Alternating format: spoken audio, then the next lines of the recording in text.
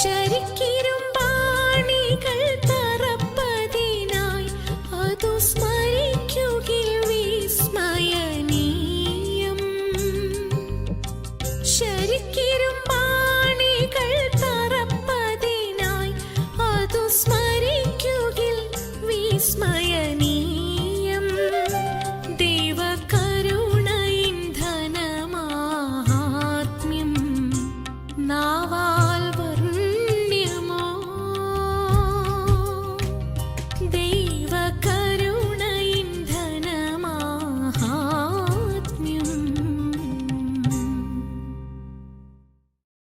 ലോകം മുഴുവനും കർത്താവായ യേശുക്രിസ്തുവിൻ്റെ തിരുജനനത്തെ കൊണ്ടാടുന്ന ദിവസങ്ങളാണല്ലോ ഈ ദിവസങ്ങൾ. അതോടുള്ള ബന്ധത്തിൽ ഒരു വേദഭാഗം നമ്മുടെ ശ്രദ്ധയിലേക്ക് കൊണ്ടുവരാൻ ആഗ്രഹിക്കുന്നു.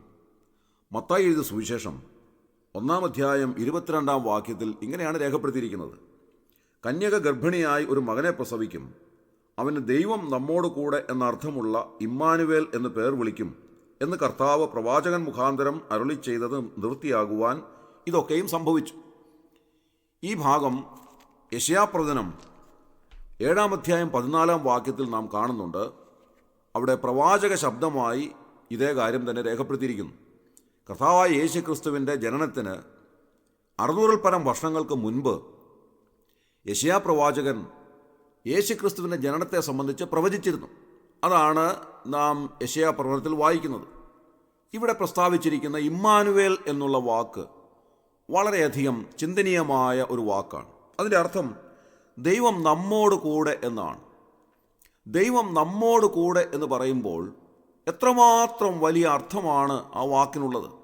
വാസ്തവത്തിൽ മനുഷ്യർക്ക് സ്വപ്നം കാണുവാൻ പോലും സാധ്യമല്ലാത്ത ഒരു കാര്യമാണ് ദൈവം നമ്മോട് കൂടെ എന്ന് പറയുന്നതായ ആ വാക്കിൻ്റെ അർത്ഥത്തിനുള്ളത്. നമുക്ക് സ്വപ്നം കാണുവാൻ സാധ്യമല്ല. കാരണം ദൈവം ആരാണ്, നാം ഓരോരുത്തരും ആരാണ്. ഒരു നിലയിലും തുലനം ചെയ്യുവാൻ സാധ്യമല്ലാത്ത ഒരു വലിയ വ്യത്യാസം നാമും ദൈവവുമായിട്ടുണ്ട്. നാം തിരുവെഴുത്തിൽ വായിക്കുന്നത് പോലെ ഏത് മനുഷ്യനും ഉറച്ചു നിന്നാൽ ഒരു ശ്വാസം അത്രയാകുന്നു എന്നെഴുതിയിരിക്കുന്ന അത്രമാത്രം നിസാരനായ ഒരു ജീവിയാണല്ലോ ഈ മനുഷ്യൻ. എത്രമാത്രം നിസാരമായ ജീവിതത്തിൻ്റെ ഉടമകളായ മനുഷ്യരുടെ കൂടെ അഖിലാണ്ടത്തിൽ ഒതുങ്ങാത്ത വലിയവനായ ദൈവം അധിവാസം ചെയ്യുന്നു എന്ന് പറയുന്നത് എത്രമാത്രം അത്ഭുതാവഹമായ ഒരു കാര്യമാണ്. നമുക്കത് ചിന്തിക്കുവാൻ പോലും സാധ്യമല്ല. സർവശക്തനായ ദൈവം, സർവവ്യാപിയായ ദൈവം, സർവ അഖിലാണ്ടത്തെയും ചമച്ചവനായ ദൈവം എത്രമാത്രം ഉന്നതനായ ദൈവമാണ്. അവിടുന്ന് അടുത്തുകൂടാത്ത വെളിച്ചത്തിൽ വസിക്കുന്ന സർവശക്തനായ ദൈവമാണ്. അതേസമയം തന്നെ കൂരിരുളിൽ വാസം ചെയ്യുന്നവനാണ്. ആ ദൈവം കേവലം കൃമികീടങ്ങളായ മൺപൂഴികളായ മനുഷ്യരുടെ കൂടെ അധിവാസം ചെയ്യുന്നു എന്ന് പറയുന്നത് അത്ഭുതാവഹമായ കാര്യം തന്നെയാണ്. നമുക്കറിയാം, സാധാരണയായി നമ്മുടെ കൂടെ പാർക്കുവാൻ താല്പര്യപ്പെടുന്നവരാരൊക്കെയാണ്, അല്ലെങ്കിൽ നമ്മുടെ കൂടെ താമസിക്കുവാൻ നാം ഇഷ്ടപ്പെടുന്നത് ആരൊക്കെയാണ്, നാം സമ്മതിക്കുന്നത് ആരെയൊക്കെയാണ്? നമ്മുടെ അതേ നിലയിലുള്ളവർ, ഒരുപക്ഷെ നമ്മുടെ ബന്ധുക്കൾ, സ്വന്തക്കാർ, അല്ലെങ്കിൽ നമ്മുടെ കൂട്ടുകാർ, അല്ലെങ്കിൽ സമാനമായ നിലയിൽ താമസിക്കുന്നവർ, നമ്മുടെ കൂടെ ജോലി ചെയ്യുന്നവർ, അല്ലെങ്കിൽ സാമ്പത്തികമായോ മറ്റു നിലകളിലോ ഒക്കെ നമ്മുടെ കൂടെയുള്ളവർ, അവരെയൊക്കെയാണ് നമ്മുടെ കൂടെ താമസിപ്പിക്കുവാൻ നാം ആഗ്രഹിക്കുന്നത്. അല്ലാത്തൊരു വ്യക്തിയെ നമ്മുടെ കൂടെ നാം താമസിപ്പിക്കാറില്ല. അങ്ങനെ നാം നോക്കുമ്പോൾ ഏതെങ്കിലുമൊക്കെ നിലയിൽ നമ്മോട് തുലനം ചെയ്യാവുന്നവരെ മാത്രമാണ് നമ്മുടെ കൂടെ പാർക്കുവാൻ നാം അനുവദിക്കുന്നത്. നമ്മുടെ പരിചയത്തിലോ നമ്മുടെ ബന്ധത്തിലോ സ്വന്തത്തിലോ അങ്ങനെ ഏതെങ്കിലും ഒക്കെ നിലയിൽ നമ്മോട് തുല്യത പാലിക്കുന്നവരെയാണ് നമ്മുടെ കൂടെ താമസിപ്പിക്കുവാൻ നാം ആഗ്രഹിക്കുന്നത്. അതൊരു ലോക തത്വമാണ് പ്രിയമുള്ളവരെ. നമുക്കറിയാം, ലോകത്തിൽ ഒരുപാട് കോടീശ്വരന്മാരുണ്ട്. ഈ കോടീശ്വരന്മാരുടെ വീടുകളിലൊക്കെ ഒരുപക്ഷെ പോയി അവരോട് കൂടെ ഇടപെടുന്നതും അവരുടെ കൂടെ പാർക്കുന്നതുമൊക്കെ ആരാണ്? അതേപോലെയുള്ള കോടീശ്വരന്മാരാണ്. അല്ലാതെ ദരിദ്രരായിട്ടുള്ളവരാരും അവരുടെ വീടുകളിൽ പോയി പാർക്കാറില്ല. അതിന് യാതൊരു സാധ്യതയുമില്ല. അമേരിക്കൻ പ്രസിഡന്റ് ഏറ്റവും ഉന്നതനായ അതേപോലെയുള്ള മറ്റൊരു വ്യക്തിയുടെ കൂടെ ഒരു ദിവസം പാർക്കുന്നത് ഒരുപക്ഷെ സ്വാഭാവികമായൊരു കാര്യമായിരിക്കാം. അതൊരു വലിയ വാർത്തയായിട്ട് മാറുന്നില്ല. അതേസമയം അമേരിക്കൻ പ്രസിഡന്റ് നമ്മുടെ വീടുകളിലേക്ക് വന്ന് നമ്മോട് കൂടെ ഒരു ദിവസം പാർക്കുന്നുവെങ്കിൽ അതെത്ര വലിയൊരു വാർത്തയാകും. കാരണം അത് അസംഭാവ്യമായ കാര്യമാണ്. യാതൊരു നിലയിലും സംഭവിക്കുവാൻ സാധ്യതയില്ല. കാരണം അമേരിക്കൻ പ്രസിഡന്റും നമ്മളും തമ്മിലുള്ളതായ വ്യത്യാസം എത്ര വലുതാണ്. അതുകൊണ്ട് അതിന് യാതൊരു സാധ്യതയുമില്ല. അങ്ങനെ സംഭവിച്ചാൽ അത് ലോകം മുഴുവനും അറിയപ്പെടുന്ന വലിയൊരു വാർത്തയായിട്ട് മാറും. പ്രിയമുള്ളവരെ, അങ്ങനെ തന്നെയാണ് നമ്മുടെ വലിയവനായ ദൈവം നമ്മോടുകൂടെ വാസം ചെയ്യുക എന്ന് പറയുന്നത് യാതൊരു നിലയിലും സംഭവിക്കുവാൻ സാധ്യതയില്ലാത്തതായ ഒരു കാര്യമാണ്. കാരണം നമ്മൾ ആരാണ്? ഈ അഖിലാണ്ടത്തെ നിർമ്മിച്ച വലിയവനായ ദൈവം ആരാണ്?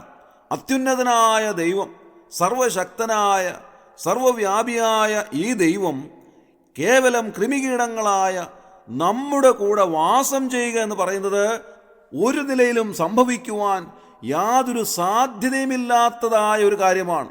അങ്ങനെ സംഭവിക്കുന്നത് അത്യത്ഭുതകരമെന്നല്ലാതെ നമുക്ക് പറയുവാൻ സാധ്യമല്ല. അതിനുവേണ്ടി ദൈവം എന്താണ് ചെയ്തത്? സർവവ്യാപിയായ ദൈവം, സർവമഹത്വധാരിയായ ഈ അഖിലാണ്ടം നിറഞ്ഞു നിൽക്കുന്ന വലിയവനായ ദൈവം ചുരുങ്ങി ചുരുങ്ങി ചെറുതായി, ഏറ്റവും ചെറുതായി വന്ന് ഒരു മനുഷ്യ ശരീരത്തിൽ മനുഷ്യനായി ഈ ഭൂമിയിൽ ജനിച്ചു. അതാണ് കർത്താവായ യേശുക്രിസ്തു.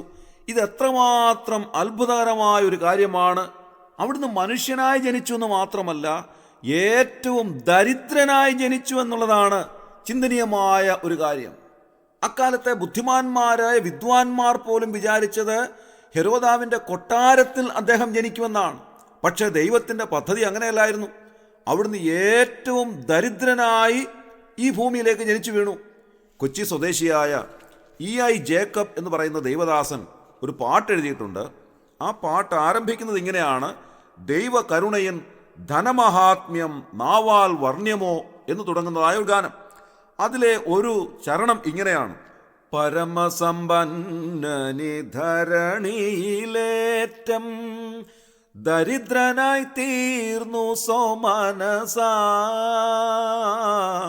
പരമസമ്പന്നനി ധരണിയിലേറ്റം ദരിദ്രനായി തീർന്നു സോമനസാ, നിരുപമ പ്രഭയണിഞ്ഞിരുന്നവൻ പഴന്തുണി ധരിച്ചതു ചെറിയ സംഗതിയോ, നിരുപമ പ്രഭയണിഞ്ഞിരുന്നവൻ പഴന്തുണി ധരിച്ചതും ചെറിയ സംഗതിയോ, ദൈവകരുണയിൻ ധനമാഹാത്മ്യം നാവാൽ വർണ്ണ്യമോ, ദൈവകരുണയിൻ ധനമാഹാത്മ്യം. നിരുപമ പ്രഭ അണിഞ്ഞിരുന്നവൻ ഒരു പഴന്തുണി ധരിച്ച് ഈ ലോകത്തിൽ കിടന്നത് എത്രമാത്രം അത്ഭുതാവഹമായ ഒരു കാര്യമാണ്. ദൈവം മനുഷ്യനായി ജനിച്ചു വീഴുക എന്ന് പറയുന്നത് തന്നെ നമ്മുടെ ബുദ്ധിക്ക് അപ്രമേയമായ ഒരു കാര്യമാണ്. അതേപോലെ തന്നെ അവിടുന്ന് ഒരു ദരിദ്രനായി, പരമദരിദ്രനായി ജനിച്ചു വീണു എന്ന് പറയുന്നത് നമുക്ക് ചിന്തിക്കുവാൻ പോലും സാധ്യമല്ലാത്ത അത്ര അത്ഭുതാവഹമായ ഒരു കാര്യമായി തന്നെ ഇരിക്കുന്നു. അവിടുത്തേക്ക് ജനിച്ചു വീഴുവാൻ ഒരു സ്ഥലം പോലും ഇല്ലായിരുന്നു എന്നുള്ളത് ശ്രദ്ധേയമായ ഒരു കാര്യമാണ്. പലരും പറയുന്നതും പഠിപ്പിക്കുന്നതും കർത്താവായ യേശുക്രിസ്തു ഒരു പുൽക്കൂട്ടിൽ ജാതനായി എന്നാണ്. എന്നാൽ തിരുവെഴുത്ത് അങ്ങനെ പഠിപ്പിക്കുന്നില്ല. യേശു കർത്താവ് ജനിച്ചു വീണത് എവിടെയാണെന്ന് തിരുവെഴുത്ത് എഴുതിയിട്ടില്ല. അവർ വഴിപോകയിൽ എവിടെയോ ഒരിടത്ത് വെച്ച് യേശുക്രിസ്തുവിന് ജനനം നൽകി. അത് ഒരുപക്ഷെ വഴിയരികിൽ എവിടെയോ ആയിരിക്കാം. ലൂക്കോസിന്റെ സുവിശേഷം 2-ാം അധ്യായം 7-ാം വാക്യത്തിൽ നാം വായിക്കുന്നത്, ശീലകൾ ചുറ്റി വഴിയമ്പലത്തിൽ അവർക്ക് സ്ഥലമില്ലായകയാൽ പശുത്തൊട്ടിയിൽ കിടത്തിയെന്നാണ്. എന്ന് പറഞ്ഞാൽ അവിടുന്ന് ജനിച്ചത് പശുത്തൊട്ടിയിലല്ല, വഴിയരികിൽ എവിടെയോ ജനിച്ചു കാണണം. അവിടെ നിന്ന് ആ ശിശുവിനെ ശീലകൾ പൊതിഞ്ഞ് പശുത്തൊട്ടിയിൽ കിടത്തുകയാണ് ചെയ്തത്. അല്ലാതെ പുൽക്കൂട്ടിൽ അവിടുന്ന് ജനിച്ചു എന്ന് പറയുന്നത് വാസ്തവമായ കാര്യമല്ല എന്ന് ദൈവവചനത്തിൻ്റെ അടിസ്ഥാനത്തിൽ ഓർപ്പിക്കുവാൻ ഞാൻ ആഗ്രഹിക്കുന്നു. അങ്ങനെ ദൈവം നമ്മോട് കൂടെ വാസം ചെയ്യുവാനായി ഒരു മനുഷ്യനായി ജനിച്ചു. ഇന്ന് രാവിലെ അതോടുള്ള ബന്ധത്തിൽ ഒരു കാര്യം കൂടെ പറഞ്ഞ് ഈ ധ്യാന ചിന്തകൾ ഞാൻ അവസാനിപ്പിക്കട്ടെ. ദൈവം നമ്മോട് കൂടെ എന്ന് പറയുമ്പോൾ ഒരു പടി കൂടെ മുൻപോട്ട് ചെന്ന് വ്യക്തിപരമായ ജീവിതത്തിൽ ദൈവം എന്നോടുകൂടെ എന്ന് പറയുവാൻ സാധിക്കുന്ന എത്ര പേരുണ്ട്? അങ്ങനെയുള്ളവരെ ഓർത്ത് ഞാൻ ദൈവത്തെ സ്തുതിക്കുകയാണ്. ദൈവം എന്നോടുകൂടെ വാസം ചെയ്യുന്നു. ദൈവം എൻ്റെ ഹൃദയത്തിൽ അധിവസിക്കുന്നു. കർത്താവായ യേശു ക്രിസ്തുവിൽ വിശ്വസിക്കുന്ന ഒരു വ്യക്തിക്ക് മാത്രമേ അങ്ങനെ പറയുവാൻ സാധിക്കുകയുള്ളൂ. അല്ലാതെ യേശു ക്രിസ്തുവിൻ്റെ ജനനത്തെ കൊണ്ടാടിയത് കൊണ്ടോ ഏതെല്ലാം നിലകളിൽ ഇത് ആഘോഷിച്ചത് കൊണ്ടോ അങ്ങനെയുള്ള യാതൊരു വ്യക്തിക്കും ഇത് അവകാശപ്പെടുവാൻ സാധ്യമല്ല.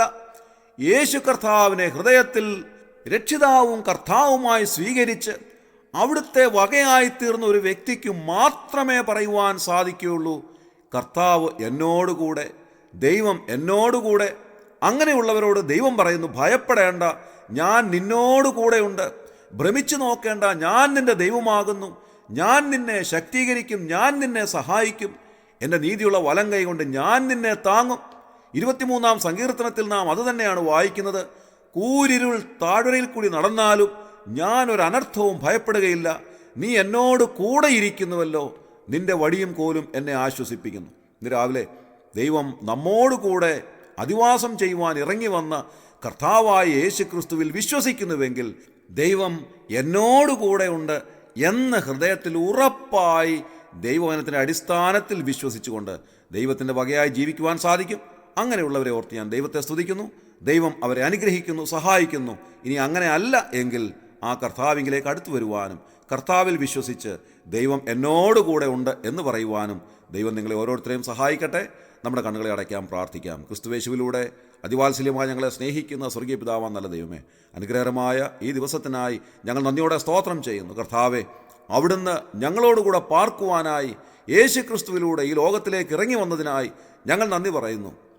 അവിടുന്ന് ഞങ്ങൾക്ക് വേണ്ടി താണലോകത്തിലേക്ക് വന്നു, ഞങ്ങൾക്ക് വേണ്ടി കാൽവറി ക്രൂശിൽ മരിച്ചു. അവിടുന്ന് ഞങ്ങൾക്ക് വേണ്ടി അടക്കപ്പെട്ടു 3-ാം നാൾ ഉയർത്തെഴുന്നേറ്റു. ഞങ്ങൾക്ക് വേണ്ടി അവിടുന്ന് ഇന്നും ജീവിക്കുന്നു. ആ കർത്താവിൽ വിശ്വസിച്ച് ദൈവം എന്നോടുകൂടെ എന്ന് പറയുവാൻ ഞങ്ങളെ അവിടുന്ന് ഇടയാക്കിയതിനായി ഞങ്ങൾ നന്ദിയോടെ സ്തോത്രം ചെയ്യുന്നു. കർത്താവെ, ഇന്ന് രാവിലെ ഈ കൃപയിലേക്ക് വരാൻ ഇതുവരെയും സാധിച്ചിട്ടില്ലാത്ത ആരെങ്കിലും ഈ വാക്കുകളെ ശ്രദ്ധിച്ചുവെങ്കിൽ അവരുടെ ഹൃദയത്തിൽ കർത്താവിനെ സ്വീകരിക്കുവാൻ അവിടുന്ന് സഹായിക്കണമെന്ന് പ്രാർത്ഥിക്കുന്നു. ഈ ശുശ്രൂഷയിൽ സംബന്ധിച്ച എല്ലാവരെയും അവിടുന്ന് അനുഗ്രഹിച്ചാട്ടെ. ഞങ്ങളുടെ പ്രാർത്ഥന കേട്ടതിനായി സ്തോത്രം. ഞങ്ങളുടെ കർത്താവ് രക്ഷിതാവുമായ യേശു ക്രിസ്തുവിൻ്റെ ധന്യമായ നാമത്തിൽ തന്നെ. ആമേൻ.